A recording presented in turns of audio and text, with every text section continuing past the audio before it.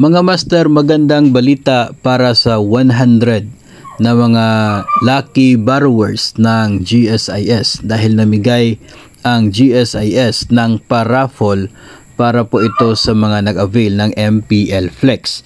No, sa 100 winners na yan, tig 5,000 pesos ang bawat isa. 56 sa kanila ay galing sa DepEd, 20 galing sa LGUs, 18 galing sa national government agencies, 3 from the government owned and controlled corporations, 2 from the judiciary unit, at isang winner from the government financial institution. So 100 lahat, yan ang mga winners ng paraffol ng GSIS. Ito po ay para sa mga nag-avail ng GSIS MPL Flex. So total of 500,000 pesos ang halaga ng paraffol na ito, no, na premyo binigay ng GSIS. So ito po yung listahan ng mga agencies na taga doon po yung nanalo, no. Mayroon pong nanalo from Imus National High School, Galianosa National High School, DepEd Tacloban City District 2, Lumampong National High School, DepEd Nabunturan West District, dito po ito sa amin, Davao de Oro. May nanalo rin from Bagong Bayan District 3, Magsaysay National High School, I'm not sure kung saan Magsaysay ito, San Sebastian National High School, Gregoria de Jesus Elementary School, Zamboanga City High School Main, DepEd Davao, DepEd Camarines Sur 2 Division Office, DepEd Badian, DepEd Rojas, DepEd Santa Teresita, DepEd Division Office of Ligao City Elementary, meron din pong DepEd Division Office of Panabo sa Davao del Norte po ito.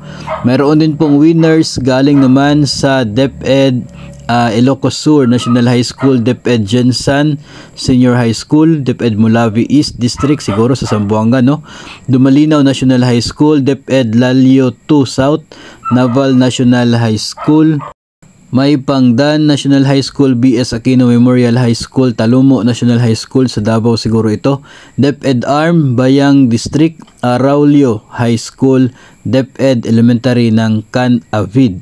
No, ito po ay ilan sa mga DepEd offices na mayroong mga personnel na kabilang sa lucky winners ng 5,000 pesos bawat isa. Mati National Comprehensive High School sa Davao Oriental, DepEd Talisay, siguro sa Cebu po ito, Negros Occidental High School, DepEd Toledo South, DepEd Hinunangan, DepEd Tapas East Capiz, DepEd Bugalyon 1, Roberto H. Terol National High School, DepEd Division Office of Cadiz, Aurora Quezon Elementary School, DepEd Kiblawan District, DepEd Lucena South District, Ministry of Basic, Higher and Technical Education ng BARM, DepEd Bangoy District, Nabunturan National Comprehensive High School. Ito po yung alma mater ko, dito ako natapos ng high school. So congrats po sa kung sino man po mga teachers na nanalo ng tig 5,000 pesos galing po sa mga nabanggit natin na mga paaralan at division offices ng DepEd. May dagdag pa po dyan. Ito pong Cagayan National High School, DepEd Gubat North, DepEd Division Office ng Misamis Oriental, DepEd San Fernando Secondary, DepEd Kinugitan, DepEd Division Office of San Carlos, DepEd Division Office of Antique, Bayawas Integrated School, DepEd Pangantukan, DepEd Dalyaon District, DepEd Division of Quezon Elementary at Dulag National High School.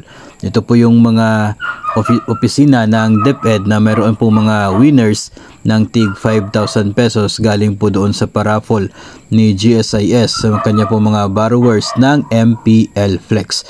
Para naman po sa iba pa mga winners from the LGUs, Municipal Government of Dato Piang, I guess in Maguindanao, Provincial Government of Sarangani, City Government of Caloocan, Municipal Government of Margo sa Tubig, City Government of Pasig, Benguet General Hospital, City Government of General Trias, Provincial Government of Batangas, City Government of Lapu-Lapu, Municipal Government of Binalbagan, Kapalong, then Provincial Government naman ng Misamis Oriental, City Government ng Sorsogon, Apare District Hospital, Provincial Governor's Office ng Bohol, City Government of Victorias, City Government of Kidapawan, Digos, Municipal Government of Santol, Hindi po tayo sure kung saang probinsya ang mga municipal governments na nabanggit po natin. Yung Kapalong po, I guess in Davao del Norte po yon.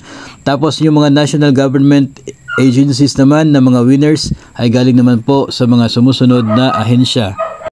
UP Los Baños, Bicol University, Southern Philippines Medical Center, Cagayan Valley Center for Health Development, Department of Environment and Natural Resources, Provincial Environment and Natural Resources Office, Department of Foreign Affairs, DSWD 12, Northern Negros State College of Science and Technology, Department of Public Works and Highways Main Office, DAR Negros 2, Mindanao State University, Jensan, UP Diliman, Quezon City, DENR Cordillera, TESDA ARM, Civil Aeronautics Board, Surigao del Norte College of Agriculture at Philippine Statistics Office Main Office. Ang GOCC naman galing sa LRT at sa National Irrigation Association Administration Davao City Water District. Meron din pong winner galing sa Regional Trial Court ng Luna at Municipal Trial Court ng San Jose. Hindi din po nabanggit kung saang mga probinsya, at ang galing naman po sa Land Bank Main Office na nag-iisang winner galing sa Government Financial Institutions. Hindi naman po malinaw kung ano po yung naging criteria, pero kung base po sa pagkakaintindi natin ay yung mga borrowers ng MPL Flex ang naging kandidato para sa paraffle na ito na binigay ng GSIS. So ngayong gabi lamang naglabas ang ahensya at nagpost sa kanilang Facebook account at sinasabi na dahil sa confidentiality at privacy reasons ay hindi nila binigay yung mga pangalan ng mga winners, kundi yung mga pangalan lamang ng kanilang mga agencies.